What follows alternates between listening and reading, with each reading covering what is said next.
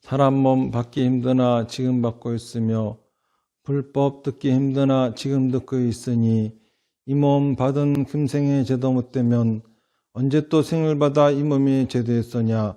스스로 부처님께 기하여 받들어 모시고 원하건대 중생들과 더불어 대도를 제득하여 무상의 뜻을 바라겠노라. 스스로 법에 기하여 받들어 모시고 원하건대 중생들과 더불어 깊이 경장에 들어가 지혜를 받아 같이 하겠노라. 스스로 승가에 기하여 받들어 모시고 원하건대 중생들과 더불어 대인들을 통리하여 모든 것에 막힘없도록 하겠노라. 무사하고 심심한 묘법은 백천만 급이 되어도 만나기 심이드나 나는 지금 보고 듣가여 얻을 수가 있었으니 원하건대 부처님의 진실한 뜻을 해득하여 받들어 모시겠노라. 나무 아미타불, 나무 아미타불, 나무 아미타불. 지금부터 한 40여 년 전의 일이죠. 제가 그 양산 통도사에서 행자생활 할 때 일인데, 이제 공양간 행자로 있다가 또 금장 행자로 있다가 보강전 행자로 이제 옮겨가가지고 있었던 일입니다.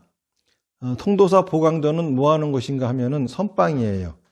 그 당시에 이제 오라 큰 스님께서 거기서 계셨었죠. 거기서 이제 제가 하는 소임은 스님들 밥 지어드리는 겁니다. 그래서 아침에 가마솥에다가 이제 밥을 해놓고 나면은 이제 이게 뜸을 들이잖아요. 그러면 이제 아침 공양 시간까지 시간이 많이 남아요. 그런데 보니까는 그 스님들이 다 깨달음 얻어서 부처님이 되겠다고 오신 분들인데 그분들이 이제 부처님이 되시겠다고 선방에서 그렇게 정진수행을 하시잖아요. 나도 이제 스님이 되려고 행자생활을 하는 사람이니 이제 저도 이제 마음이 급하니까 나도 얼른 부처가 되어 쓰겠죠. 그래가지고 행자생활 때도 이제 틈틈이 참선을 하는데 그 아침에 이제 공양을 갖다가 해놓고 나서 그 아침 공양 시간까지 시간이 남으니까는 제 방에서 참선을 하는 거예요. 그거를 스님들이 아시고 그럴 것이 아니라 선방으로 들어와서 해라 그러시는 거예요. 그래서 이제 선방으로 들어가 가지고 참선을 했었죠. 그러던 중에 어느 날 갑자기 아침 새벽에 벌레 소리가 찌륵찌륵 들리던 소리가 갑자기 그 소리가 커지는 거예요. 그러더니 제가 그 소리 속으로 빨려 들어가면서 내 전생으로 간다는 소리가 들리더라고요. 그러면서 굉장히 무서운 느낌이 들었어요. 그래서 저는 이제 이거 뭔지 모르게 공포스러우니까는 전생이고 뭐고 보고 싶지도 않고 그래서 살아야 되겠다는 일념으로 뭔가 해야 되는데 몸은 움직여지지도 않고 그래서 그냥 나무 아미타불을 이렇게 불러댔어요. 그랬더니 눈 떠보니까는 저는 나가 자빠져 있고 그리고 이제 스님들이 제 주변으로 뺑 둘러싸서 쳐다보고 있고 그리고 이제 워라큰 스님들이 이렇게 내려다보고 계시더라고요. 그러더니 워라큰 스님께서 저한테 너는 참선하지 마라. 그러고서 이제 가셨어요. 그러고 나서 그러고도 이제 하지 마라고 하니까 선방은 못 들어가지만은 행자방에 앉아가지고 또 틈틈이 참선을 했었죠. 그랬더니 어느 날 갑자기 신비한 일이 생기는 거예요. 뭐냐면은 공양감 보살님이 두 분이 계셨는데 둘이 사이가 나빠요. 맨날 싸운다고 원조 스님한테 맨날 혼나요. 그러니까는 이제 크게 못 싸우고 소곤소곤 싸워. 그 소곤소곤 싸우는 소리가 내 방에서 멀리 떨어져 있거든요. 근데 그 소리가 다 들리는 거예요. 또 그것뿐만이 아니라 그 다음부터는 누가 어디서 오는 것도 보이고 신통이 생긴 거죠. 그래가지고 이게 뭔가 그래가지고 이제 원조 스님한테 말씀을 드렸더니 큰 스님한테 여쭤보라 그러더라고. 큰 스님이 하지 말라고. 마의 경계에 빠지는 거라고. 그러면서 옛날에는 스님들이 참선을 하다가 신통이 생기잖아요. 그래서 그거를 내려놓지 않고 계속 거기에 집착하게 되면은 두루마기로 멍석 있잖아요. 그걸 둘러 싸가지고 두들겨 패서 내쫓았대요. 너는 무당이나 하라고. 그래서 원래 진짜 깨달음 얻는다라고 하는 거는 그런 신통을 얻는 게 아니에요. 신통을 얻고 무슨 뭐 이상한 평범한 사람이 하지 않는 이상한 짓을 한다. 뭐가 보이고 어쩌고 한다. 그러면 그거는 불교의 깨달음하고는 아주 거리가 먼 거지요. 그랬는데 제가 이제 일본 유학을 가게 됐어요. 일본 유학 중에 있었던 일인데 일본 유학 중에 이제 밤마다 그 원효 스님의 아미타경 소라고 하는 책을 끄집어내고 항상 그거를 읽으면서 뭔가 알듯 모를 듯 항상 그래가지고 열심히 읽었는데 예토와 정토가 한 마음에 있고 생사와 열반이 둘이 아니다 라고 하는 구절에서 문득 큰 깨달음을 얻었어요. 그러고 봤더니 내가 부처가 됐네. 완전히 도통해가지고 세상에 모를 게 없는 거야 다. 그래가지고 내가 이제 부처가 됐는데 공부는 해서 뭐 하랴. 중생제도 해야지. 그러면서 이제 사람들이 한테 내가 부처가 됐다는 걸 알려야 되는데 어떻게 되나 하면서 이제 등어리다가 나는 부처가 됐다. 이게 뭐 티셔츠를 입고 다니까 별의별 궁리를 다 하는데 누가 알아줘야지. 이 세상에 부처님이 출연했는데 누가 알아주는 사람이 있나? 그래서 나름 이제 겸손하게 대학교 강의 시간에 교수님한테 가가지고 교수님한테 사실 제가요 굉장히 어렵게 이런 말을 하면은 굉장히 좀 이상하게 생각하시겠지만은 제가 얼마 전에 깨달음을 얻고 부처가 됐습니다. 그랬더니 나도 옛날에 그랬었어. 학교 다닐 때 그런 경험이 있었대. 공부 열심히 하네. 저 중생들이 도대체 부처를 못 알아보고 자기들이 한 거하고 나하고 똑같다네 이게. 참 난감한 거예요. 그리고 또 그때 그 깨달음을 얻었을 적에 참 신비한 현상이 있었어요. 하늘에서 선녀가 천공을 갖고 올 적에는 신비로운 음악 소리가 들리거든요. 그 음악 소리가 들리는 거야. 싹 들렸다가 우리 집 가까이 오면은 싹 음악 소리가 사라져 버리는 거예요. 이제 그 의상 스님하고 원효 스님 얘기가 생각이 나는 거예요. 의상 스님은 그 화엄경의 대가시잖아요. 그래서 하늘나라에 가가지고 화엄경을 강의하셨대요. 그래서 천상의 선녀들이 항상 천공을 갖고 왔다는 거야. 나도 이제 깨달음을 얻었으니까는 이 선녀들이 천공을 갖고 오나 보다. 근데 왜 안 주고 그냥 가지? 도대체? 또 생각해 보니까는 의상 스님이 원효 스님한테 천공을 같이 먹자고 청했대요. 근데 원효 스님이 가시니까 천공을 안 갖고 내려오더래요. 나중에 원효 스님이 가시고 나니까는 천공을 갖고 와가지고 어떻게 된 일이냐 그랬더니 원효 스님은 신장들이 보호를 하는 바람에 자기는 이 선녀들은 옛날에 그 여자기 때문에 신중들 앞에 지나가면 모가지가 떨어진대요. 그래서 선녀라 하더라도 감히 그 앞을 지나가지 못하고 기다리고 있다가 원효 스님이 가시니까 이제 갖고 왔다. 나도 천상의 선녀들이 천공을 갖고 오다가 신중들을 보고 그냥 가나보다. 그러면서 이제 부처가 됐으니 증생들을 제도해야 되는데 이거 어떻게 해야 되나. 대학교 교수님도 강의 들어봐도 참 별것도 안 읽어가지고 제대로 깨우치지도 못한 사람들이 뭘 아는 척을 하고 있고 참 내 입장에서는 곤란한 거예요. 이제 가장 큰 문제가 나라고 하는 존재를, 이 부처가 왔다고 하는 존재를 알리는 게 가장 큰 문제야. 그런데 이제 제가 일본 유학하게 된 것도 그 선치님, 저희 큰 스님이 그 스승님이라고 정해준 분이 계셔가지고 그 스님이 계시는 대학에 간 거거든요. 그 스님이 이제 이케다 유타이라고 하는 스님이신데 이 스님은 그 일본 말로 이키샤카라고 불러요. 살아있는 석가모니물이라고 부를 정도로 굉장히 그 일본에서도 이 법력이 높고 하신 그런 스님인데 그분이 그 대학교 총장님을 하셨어요. 근데 항상 이 자가용 타고 다니시던 분이 그날은 웬일로 버스를 타고, 내가 버스 타고 있는데 딱 들어오시는 거예요. 그래가지고 제가 그 스님한테 옆에 가가지고 저희 그 스님 제가 깨달음 얻었습니다. 그랬더니 잘했네. 이게 무슨 반응이 이래? 난 큰 스님이라고 하면 이거 뭔가 좀 알아볼 줄 알았더니 그래서 아니 제가 부처가 되었다고요. 그랬더니 잘했어. 뭐 이 생뚱맞게 이게 도대체. 그래서 불교는 왜 이 성불이 이 목적 아닙니까? 내가 이미 부처가 되었다고요. 잘했다고. 아니 내가 부처가 되었으면은 그러면 이제 내가 뭘 해야 되지 않겠습니까? 이제 증생 제도를 해야 되겠는데 그랬더니 그게 고민인가? 그러시더니 자네 이 선을 똑바로 그려면 뭐가 필요하지? 그러시는 거예요. 네? 모르지 나야.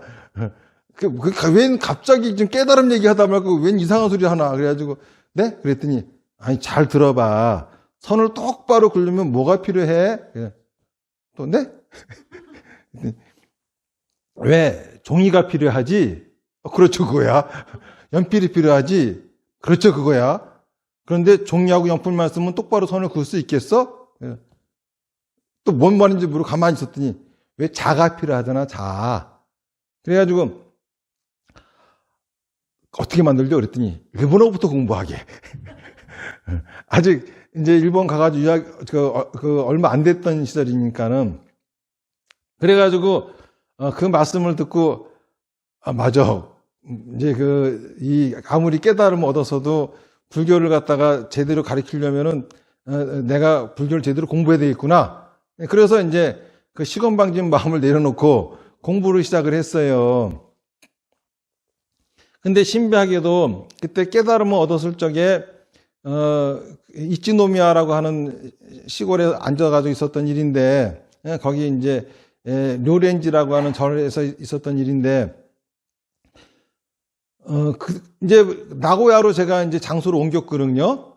그런데도 계속 매일같이 있잖아요. 그 시간만 되면은 양락없이 하늘에 선녀들이 천공을 가져오는 소리가 들리는 거야.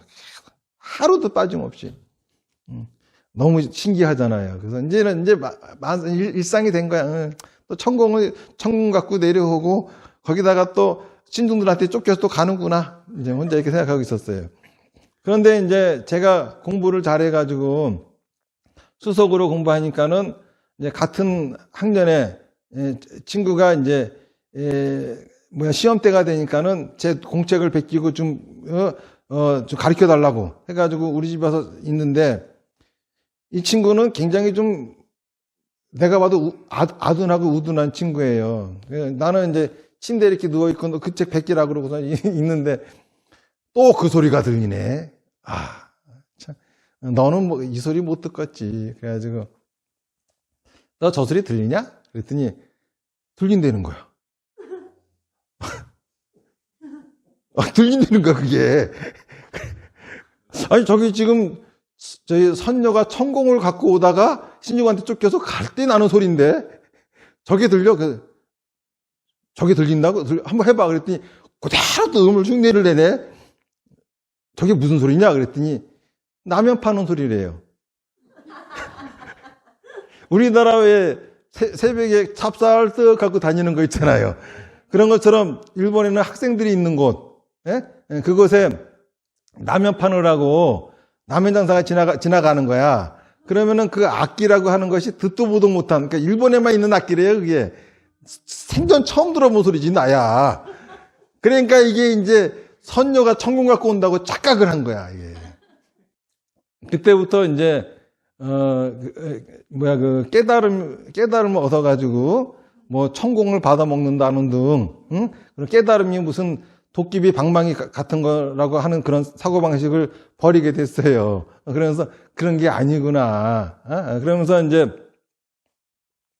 나름대로 공부하면서 석가모니 부처님이 깨달음을 얻으시고 부처가 되셨다고 하는데 도대체 뭘 깨달으신 걸까 하는 생각을 하게 됐어요. 그러면서 불교를 공부하면서 알게 된 게 부처님한테는 크게 세 번의 깨달음이 있었구나를 알게 됐어요.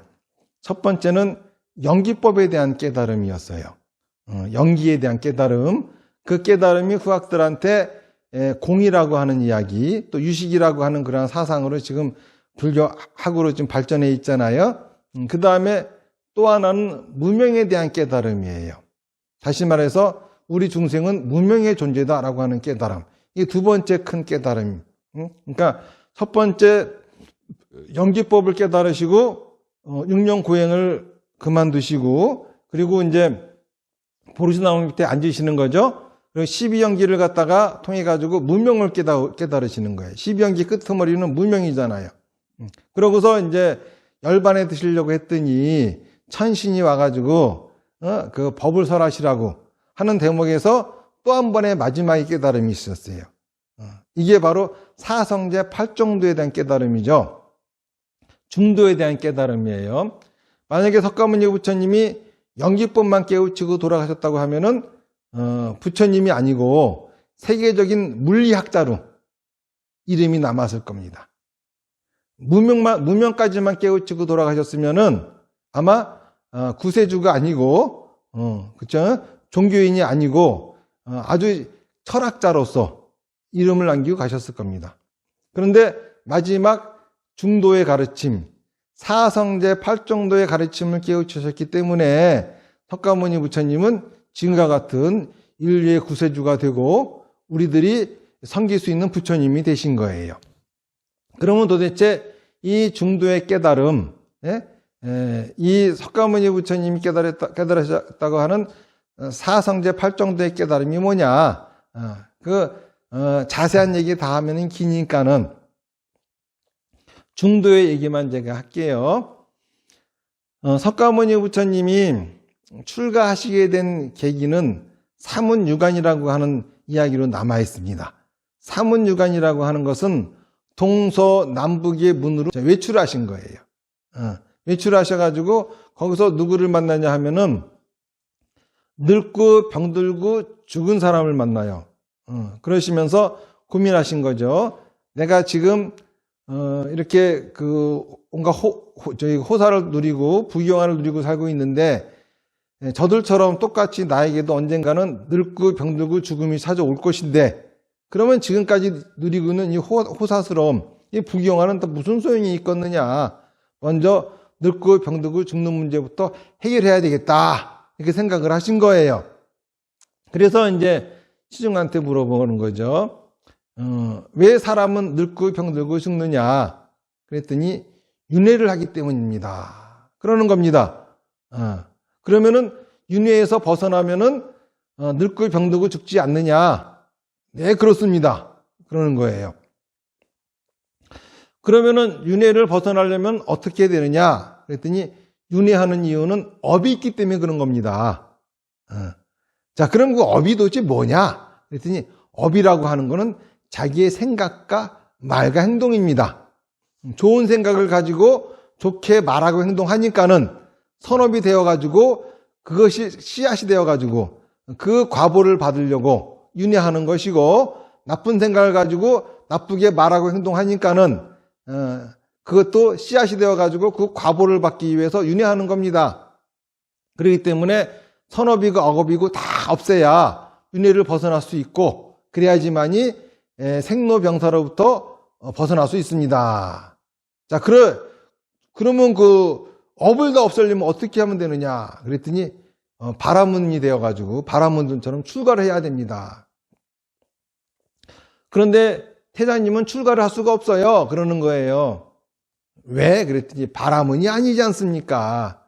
인도는 이제 바라문, 쿠샤토리아, 바이샤, 슈도라 이렇게 네 가지 계급이 있어요. 그 중에서 이제 바라문만 출가할 수 있는 거예요. 그 밑에 계급은 출가를 못 해요. 그래서 고민에 빠진 겁니다. 아유, 내가 어떻게 또 금생에 또 바라문들한테 열심히 시주해가지고 내 생에 바라문이 그래가지고 이 수행을 하기에는 윤회를 벗어나기에는 너무 오래 걸리는데 걱정을 하고 있는 판에 북문을 나갔을 적에 사문을 만나요. 사문이 뭐냐 하면은 바라문 계급이 아닌 다른 계급의 사람이 바라문처럼 출가해가지고 수행하는 사람들이야.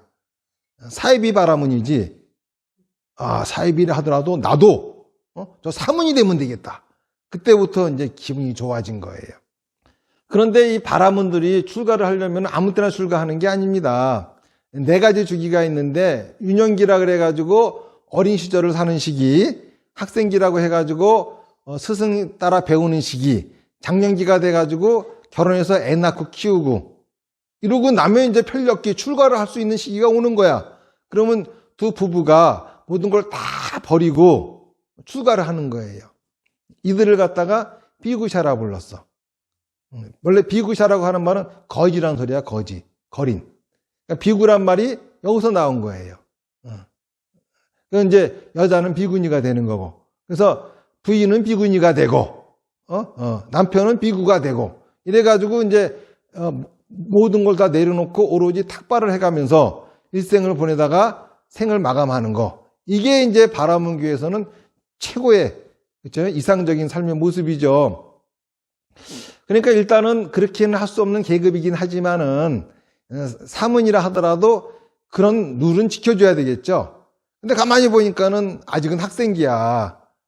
결혼도 안 했어. 그래가지고 얼른 가가지고 자기 아버지 정반왕한테 나 장가 보내주세요. 그러니까는 아이고 이제 저놈이 출가 안 할란가 보다. 아주 잘 됐다.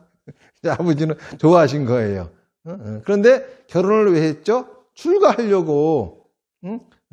그리고 또 애는 또 왜 만들었죠? 출가하려고. 자식까지 낳아야 나갈 수가 있는 거잖아요. 그래가지고 아들 낳기를 학수고대에서 아들까지 낳아놨더니 처음으로 아들 얼굴을 보는 순간 출가하고 싶은 마음이 싹 사라져버린 거야.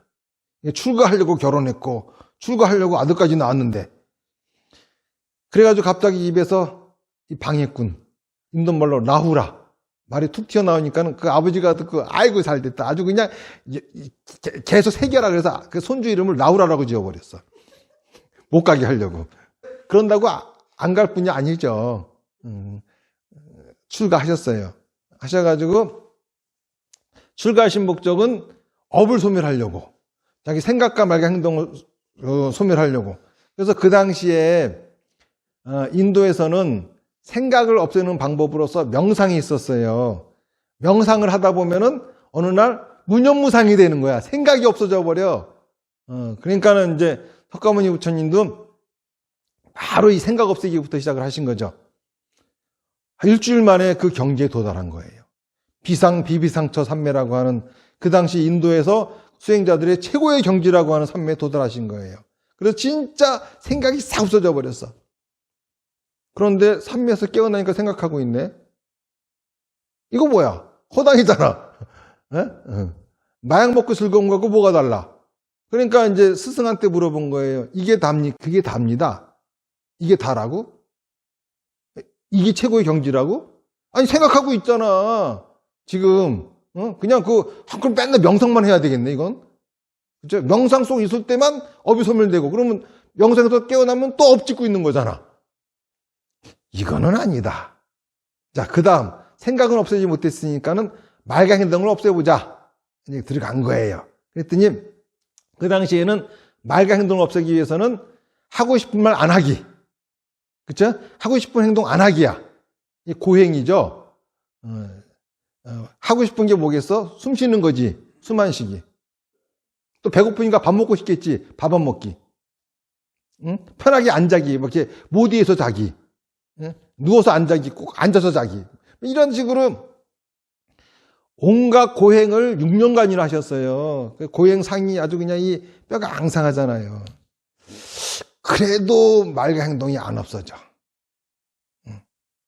이거는 아니다 싶은데 어디선가 있잖아요. 누군가가 그 제자들한테 현악기를 가르치면서 줄을 너무 팽팽하게 해도 끊어지고 느슨하게 하면 소리가 안 좋다. 이 고행과 명상이 그런 거구나 생각을 하시게 된 거예요. 다시 말해서 사분율을 보면 이런 얘기가 나와요.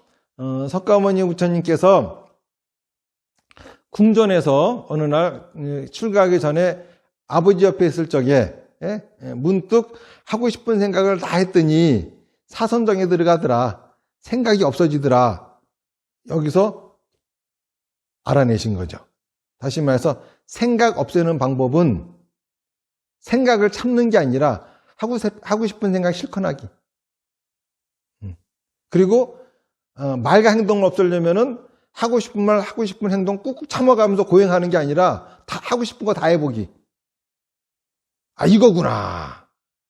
이 가르침이 중도예요.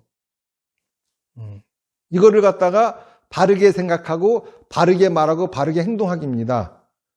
8정도에서 보면은 정사, 정업이 있잖아요. 정사가 뭡니까? 바르게 생각하기. 정어가 뭡니까? 바르게 말하기. 정업이 뭐예요? 바르게 행동하기.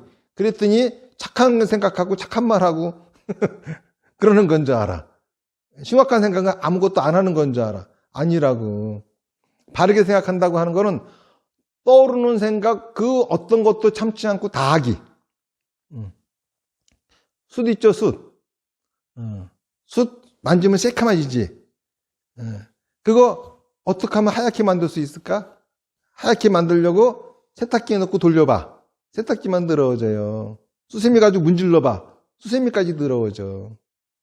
하얗게 만드는 방법이 있어요. 태우면 됩니다. 그렇죠?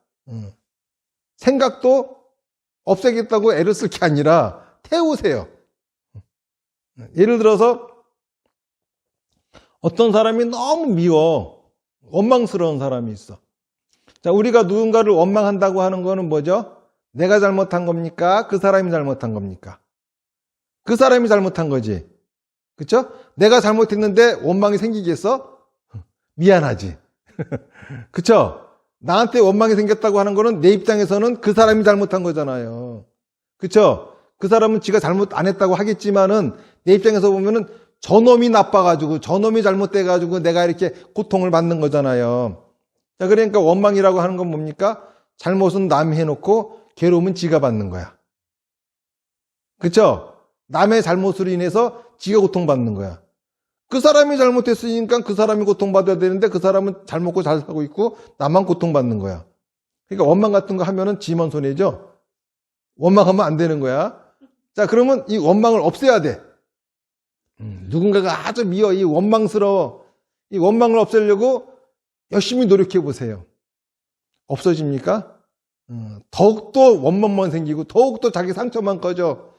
그쵸? 나중에는 진짜 좀비처럼 있잖아요. 생각 없는 기계가 돼야 돼, 그냥. 그런데 이 원망을 없애는 방법이 있어요. 아까 순 얘기한 것처럼 태우는 거야. 해보세요. 그냥 하고 싶은 생각 다 해. 그냥 사지도 다 찢어버리고 그냥 불에도 집어넣고 온갖 흉악한 생각을 다 해봐. 괜찮아, 해. 부처님이 그거 하라 그런 거예요. 바르게 생각하기가 그런 겁니다. 그러면은 시컨 그 생각하다 보면 나중에 그 사람 보면 미안해져, 이제. 내가 이런 생각까지 했는데 저것도 모르고. 그래서 갑자기 그 원망스러운 생각이 사라져 버려요. 무슨 말인지 아시겠죠? 화. 자, 화를 내면은 꽃이 시든데요. 꽃을 보고 화를 내면은 화에는 독이 있다는 소리죠. 화 참으면 어떻게 돼? 지가 먹는 거야. 꽃을 시들게 할 정도로 독한 독을 자기가 속에 넣어버리는 겁니다. 그런 짓을 왜 해? 화는 잘 내야 됩니다. 그렇죠? 불교에서 바르게 말하고 바르게 행동한다고 하는 거는 좋은 생각이든 나쁜 생각이든 다 말하고 행동하는 거야. 자, 화라고 하는 게 좋은 생각입니까? 화나는 게 나쁜 생각이죠. 부처님이 어느 정도까지 말씀하셨냐면은 화를 한번 낸다라고 하는 것은 성냥개피로 10년 동안 지은 집을 하루아침에 다 태워버리는 거라고 말씀하셨어요. 그것처럼 화를 내는 있잖아요. 그게 아주 그 피해가 크죠. 그 피해를 입기 싫어가지고 꿀떡 상피면은 꽃을 시들게 할 정도로 흉악한 독을 갖다가 자꾸 자기한테 축적시키는 결과밖에 안 돼요. 그래봐야 살이 안 나와요. 화 아무리 참아봐야. 부처님이 뭐 고행하셔가지고 살이 나왔는지 아닙니까? 아니에요. 화는 내야 됩니다. 그런데 화를 잘 내야 돼요. 그쵸? 화내라 그랬더니 속된 말로 지랄 발광을 해. 누가 화내라 그랬지 발광하라 그랬어? 그쵸? 우리가 알아야 할 거는 화 참는 방법이 아니라 어떻게 하면 화를 안 나게 하지가 아니야. 화를 내가 뭐 내고 싶어서 내나? 저절로 생기는 거지 그게. 그쵸? 화나게 하는 조건이 만들어지니까 화가 난 거지. 내가 뭐 내고 싶어서 내나? 화내는 게 화가 나는 게 무슨 큰 죄야? 아니에요. 그렇죠? 그렇기 때문에 우리는 뭘 배워야 되느냐 하면은 화를 잘 내는 법을 배워야 돼요. 그렇죠? 좋은 생각은 더 좋게 말하고 행동하는 겁니다. 나쁜 생각은 덜 나쁘게 말하고 행동하는 법을 배워야 돼요. 그렇기 때문에 부처님 가르침의 요체는 바르게 생각하려면은 마음 수련하지 말아야. 마음은 수련하지 말아야. 마음은 그냥 놔둬라. 가는 대로 놔둬라. 씨앗도 땅에다 심어야 싹이 터요. 생각도 말하고 행동하지 않으면 싹이 안 터. 씨앗일 뿐이야. 그렇죠? 씨앗인 채로 없애려면은 생각이 끝을 가라고. 그러면 없어지는 거예요. 그리고 또 그래도 이게 안 사라지면은 말과 행동으로 내놔 버리세요. 내다 버리라고 말. 좋은 생각은 더 좋게, 나쁜 생각은 덜 나쁘게. 마음은 수련하지 말고 말과 행동은 수련하라야. 그렇죠? 우리가 열심히 닦고 수행해야 할 거는 내 마음이 아니라, 마음 공부할 게 아니라 자기 말과 행동 어떻게 해야 될지, 어떻게 말하고 행동해야지 내가 멋있게 화를 낼지. 그렇죠? 내 속도 후련하고 상대방도 기분 안 나쁘게 화를 낼 수가 있는지. 그렇죠? 어떻게 해야 내 좋은 생각을 더 좋게 내놔가지고 나뿐만 아니라 다 같이 기쁘게 할지. 나쁜 생각은 나와 남에게 덜 피해가 가게끔 내 목적은 이루되, 그렇죠? 서로의 피해가 없게끔 이렇게 할 줄 알아야 되는 겁니다. 이게 바로 부처님의 진짜 가르침이에요. 이게 바로 중도의 가르침입니다. 깨달음을 얻겠다고 했잖아요. 열심히 명상하고 하는 거 아니에요. 깨달아서 뭐 하려고. 자, 깨달아가지고 신통이 생겼어. 천하통이 생겼어. 남들이 못 보는 걸 보고, 남들이 못 듣는 소리를 들려. 그리고 일이 휙휙 날아다닐 수가 있어. 그냥 천하통 그렇게 갖고 싶으면은 CCTV 설치하세요, 그냥. 그렇죠? 천이통 지금 스마트폰 다 있잖아. 신족통 차 사세요. 옛날보다는 조선시대 때보다는 얼마나 지금 신통이 있어. 그런데도 조선시대 사람들보다 행복해요? 그때보다 삶살이가 더 좋습니까? 인간들이 더 좋아졌어요? 육신통이 우리 삶에 주는 도움 아무것도 없어요. 무슨 말인지 아십니까? 우리한테 아무것도 해주는 게 없어. 자, 전생을 하는, 숙명통을 얻었다 쳐. 전생 알아서 뭐 하려고? 맨 전생 탓만 하려고? 내가 전생 이래가지고 이 모양이야. 자기 합리화하려고? 그렇죠? 꼭 전생을 알아야지만 제대로 살 수 있습니까? 전생 알기 전에 이전까지 자기가 뭐하고 살았는지 똑바로 보면은 지금 내가 왜 이러고 있는지가 알 수가 있어. 그리고 내 인생이 앞으로 어떻게 가야 할지 그 방향도 볼 수가 있어요. 자기 합리화, 자기 변명을 해대가면서 그런 사람이 숙명통 얻어봐야 자기 합리화, 자기 변명하는데 써먹는 도구밖에 안 돼요.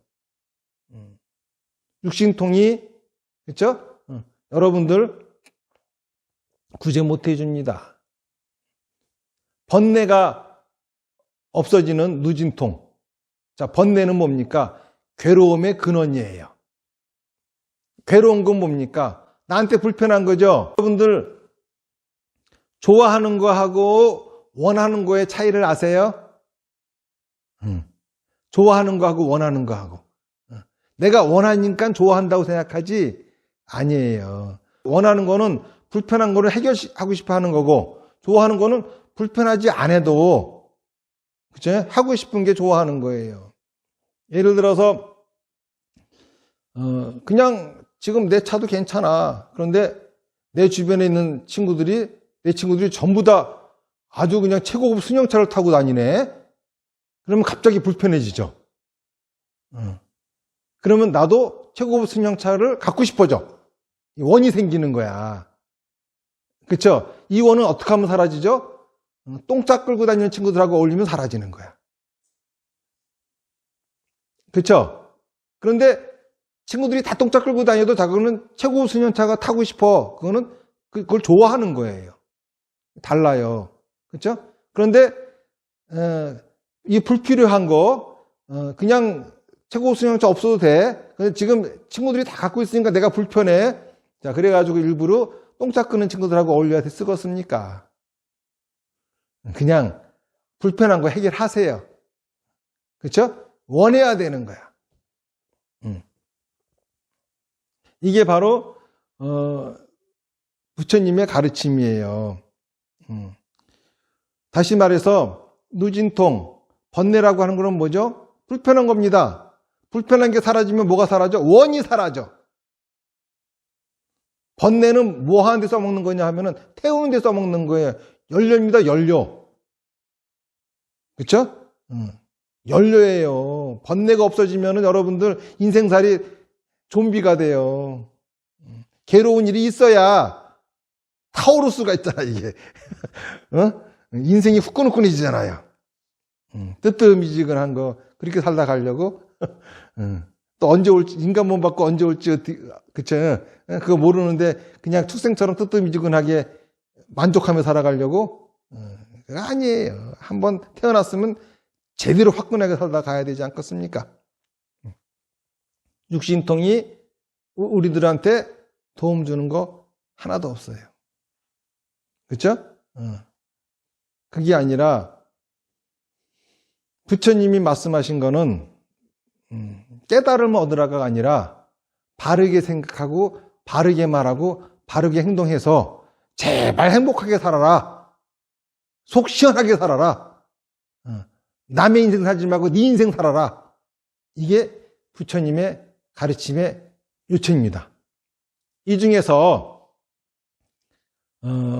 마음을 놓으려면은 가장 좋은 방법이 사마타예요. 사마타하는 방법은 여러 가지가 있어요. 명상도 있고 사경도 있고 조금 아까 1시간 동안 우리가 한 것처럼. 근데 저는 조금 아까 제가 한 것처럼 나무 아미타불 1시간 하기를 항상 권해요. 왜냐하면은 다른 거는 이 마음을 놔지지 않는데 이거는 마음이 잘 놔져요. 그래서 여러분들도 평상시에 있잖아요. 항상 1시간 동안 합장하고 나무 아미타불 이 사마타하는 습관을 가져보세요. 그리고 누군가가 미워하는 사람 생기면 반드시 하세요. 그러면서 이 사마타 나무 아미타불 하다 보면은 마음이 갖고 있는 성질이 저절로 불편한 곳으로 갑니다. 그러면 그 미운 그 사람이 떠올라요. 하고 싶은 대로 다 하세요. 생각 속으로. 활활 다 태워버리세요, 그냥. 그러면은 미워하는 마음도 없어집니다. 화나게 한 일 시컨 태워버리세요. 참지 마세요. 이 생각 속으로 다 태워버리세요. 이거를 도와주는 것이 사마타입니다. 그러니까는 항상 여러분들 하루에 한 번, 일주일에 한 번이라도 그죠? 합장하고 나무 아미타불 하면서 1시간 동안 서 있어 보세요. 여러분들 삶 달라집니다. 그렇죠? 가슴의 응어리 다 풀어집니다. 이거부터 한번 해보시면 좋지 않을까 생각합니다. 이렇게 이러한 가르침을 가르쳐 주신 석가모니 부처님, 그렇죠? 진짜 우리들한테 행복하게 해주시려고 행복을 제대로 전해주신 석가모니 부처님의 진신사리를 오늘 여러분들이 친견하러 이렇게 오셨는데, 이제 요 법회 끝나면은, 법문 끝나면 친견할 겁니다. 오봉사에 계시는 진신사리는 다른 데 있는 진신사리하고 좀 달라요.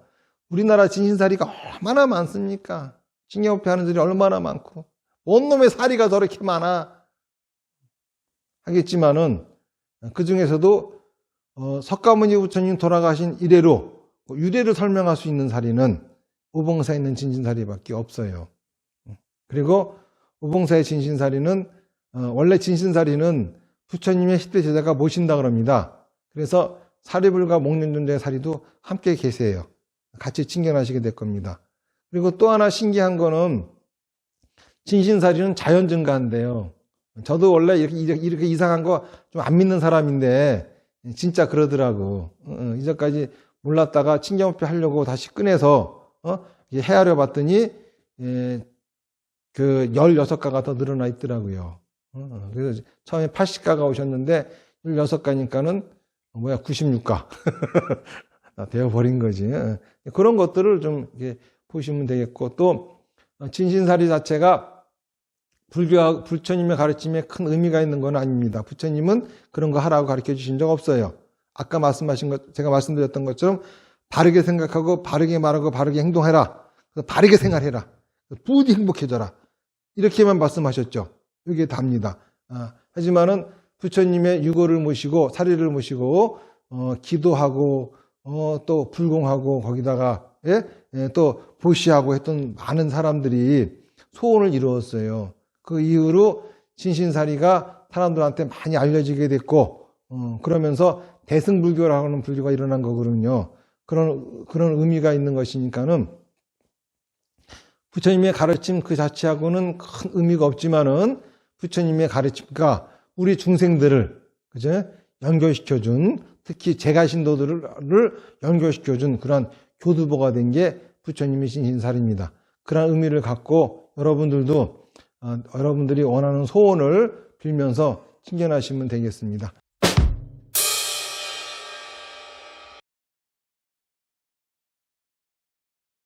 이제 일단은 경전에 가는 것부터 잠깐 말씀을 드릴게요.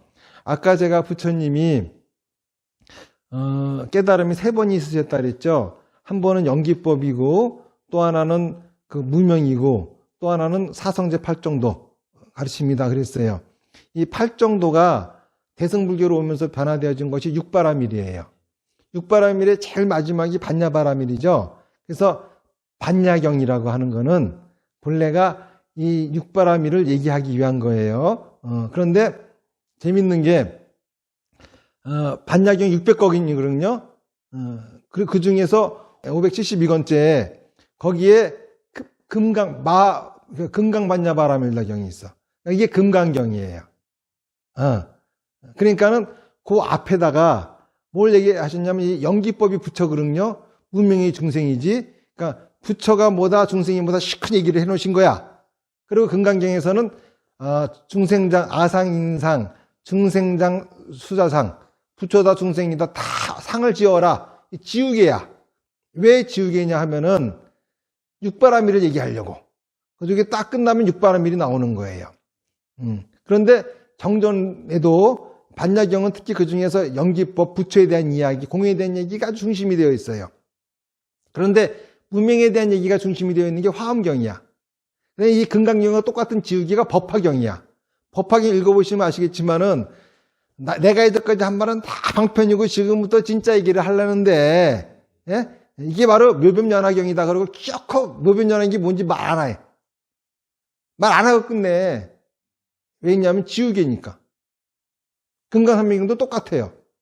그러면 그 뒤에 나오는, 그렇죠? 그 뒤에 나오는 사성제 8정도에 해당되는 가르침이 뭐냐? 이게 무량수경이에요. 그러면 우리 중생들은, 그렇죠? 우리 신도들은 자동차를 운전해요. 그러면 운전법을 알면 되겠죠? 자동차 원리까지 알아야 쓰겠어? 그러니까 부처님이 부처가 뭐다, 중생이 뭐다. 다시 말해서 연기법, 무명 얘기하신 이유는 8정도를 얘기하려고 얘기하신 거야. 그러니까는 중생들은 이 원리는 몰라도 돼. 팔 정도만 알면 돼. 그 팔 정도가 아까 말씀드린 바르게 생각하고 바르게 말하고 바르게 행동하는 거예요. 그런데 요것이 이제 나온 게 무량수경인데,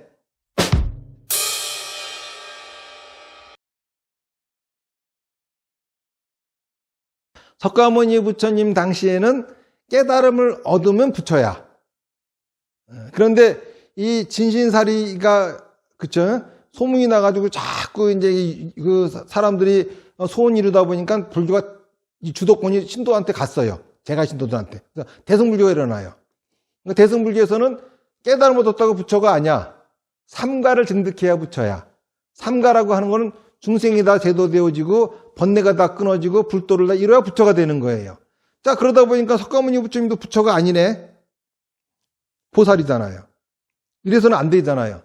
그래서 이제 나온 게 석가모니 부처님을 깨닫게 해준 진리가 부처다 라고 하는 개념이 나오면서, 그렇죠? 삼신불이라고 하는 사상이 나와요. 삼신분, 진리 그 자체가 법신불이고, 보신불, 중생을 구원하겠다 원을 세우신 부처님이야. 이 부처님이 무량수불. 그리고 이제 응화신불.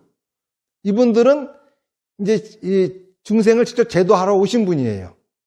이 응화신불에도 시방불과 삼세불이 있어. 그리고 한 명의 부처님이 중생을 구제하시는 범위가 삼천대천세계가 일불국토예요. 우리가 살고 있는 이 불국토 이름은 사바세계입니다. 여기 현재불은 석가모니 부처님이야. 과거불은 과거 칠불이고, 미래불은 미륵불이고, 이웃 나라에 가면은, 동쪽에 가면 또 약사불이 현재불인 불국토가 있어. 이런 불국토가 천지에 아주 잔뜩 있는 거야. 그 불국토마다 다 과거불, 현재불, 미래불이 있어요. 이 응하신 분들한테는 임기가 있어요. 그 임기가 수명인 거야. 그러니까는 무량수불은 극락세계에 계시는 거거든요. 이 모든 화신불들이 하는 거는 중생들의 극락분액이야.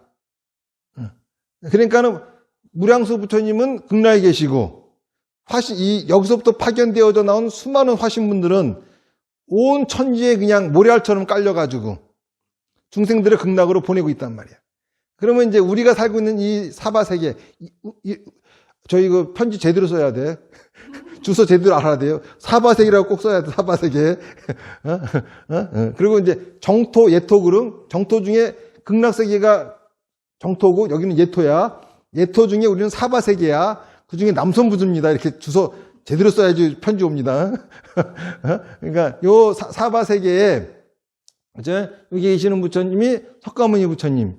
지금 잔뜩 그런 부처님 계시고, 석가모니 부처님의 수명은, 임기는 56억 7천만 년이에요. 그런데 누가 자꾸 지가 미륵불이래. 부처님 돌아가신 2500년도 안 지났는데 56억 7천만 년이 지나야 미륵불의 임기가 시작이 되거든. 그러니까는 미륵불 만날 생각들 하지 마세요. 누가 미륵불이라 그러면 저거 또 사기꾼. 이제 부처님은, 석가모니 부처님은 중생이 아니라 진리인데, 진리에서 오신 분이에요. 그러니까 진리가 뭐냐면 여야, 여래, 여에서 오신 분, 올레자. 예? 그러니까는 석가모니 부처님은 여기 대승불교 입장에서 보면은 여기 오셔가지고 깨달음을 얻고 부처가 되신 것이 아니라, 부처님이 오셔가지고 중생들한테 어떻게 하면 깨달음을 얻을 수 있는 건지, 육령고행 하지 마라. 그거 일부러 니들 그런 이상한 짓 하지, 막 생각 지우기 하고 이런 거 하고 있지. 내가 한번 다 보여줄게. 이거 되나 안 되나? 다 보여주고 난 다음에 이거 하지 마. 근데 지금 여러분도 열심히 하고 있잖아. 하지 말라는 것만 골라가면서 하고 있잖아. 그러니까 부처님이 일부러 몸소 하면 안 되는 것들을 보여주려고 육령고행 하지 말라고 육령고행을 하신 거예요. 무슨 말인지 아시겠습니까? 그리고 뭘 해야 될지를 얘기하신 거라고.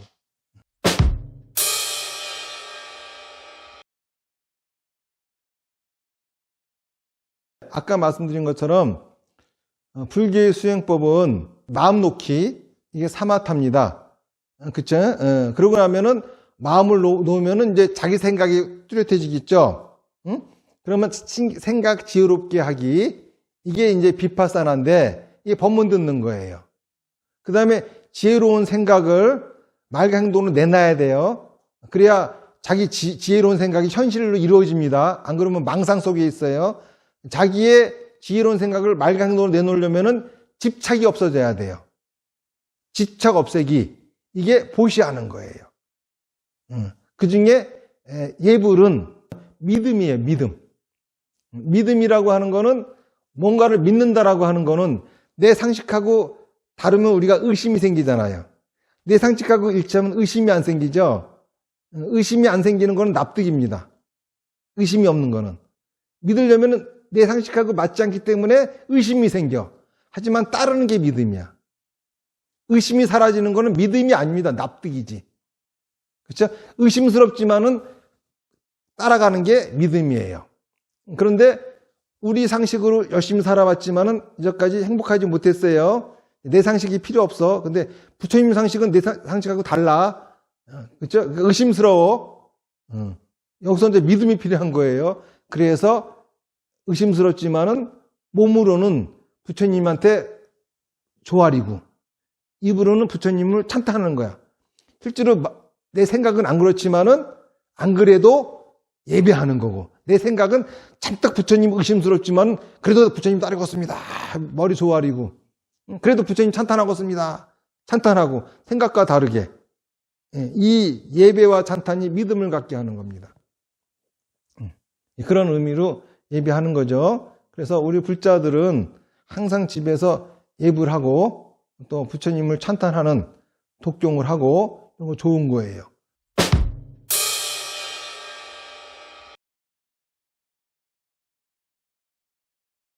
그렇죠. 네. 그 부처라고 하는 것이 깨달음을 얻는 부처라고 말하시면 좀 다른 거고, 불교에서 얘기하는 진짜 부처는 열반을 얻는 거예요. 열반. 열반을 얻으려면 해탈을 이뤄야 돼요. 해탈은 자유죠. 뭐가 자유로워야 자유야 하면은 자기 생각과 말과 행동이 자유로워야 해탈을 이루는 거야.